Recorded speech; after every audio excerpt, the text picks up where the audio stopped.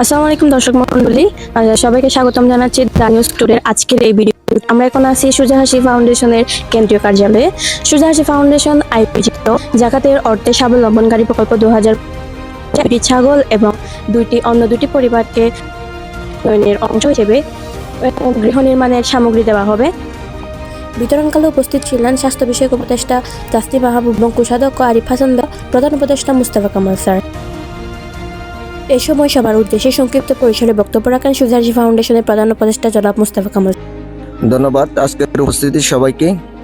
আমরা প্রতি বছরের নিয়ম এই বছরও জাকাত ফান্ড থেকে এই অসহায় দরিদ্র মানুষকে ছাগল বিতরণ এবং গৃহ নির্মাণের সামগ্রী হিসেবে ডেউটিন বিতরণ করতে যাচ্ছি। আজকে যারা উপকারভোগীরা উপস্থিত হয়েছে, কষ্ট করে আমি সকলকে ধন্যবাদ জানাচ্ছি এবং যারা আমাদের শুভাকাঙ্ক্ষী আছে সবাইকে আমি আমার পক্ষ থেকে এবং আমার সুজাহাসি ফাউন্ডেশনের পক্ষ থেকে ধন্যবাদ জানাচ্ছি। এছাড়াও জাকাত ব্যবস্থাপনা বিষয়ে সংক্ষিপ্ত পরিসরে বক্তব্য রাখেন জাকাত ব্যবস্থাপনা 2025 প্রকল্প কর্মকর্তা ও সুজাহাসি ফাউন্ডেশনের কেন্দ্রীয় কোষাধ্যক্ষ জনাব আরিফ হাসান। আজকে ছাগল এবং টিম বিতরণ অনুষ্ঠানে দুইজন পরিবারকে ছাগল বিতরণ করা হবে এবং আর দুটি পরিবারকে টিন বিতরণ করা হবে।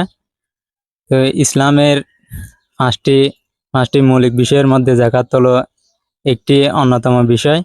এই জাকাতের মাধ্যমে দারিদ্র্য বিমোচন করা সম্ভব। আমরা এই লক্ষ্যে আজকে ছাগল এবং টিম বিতরণ করব।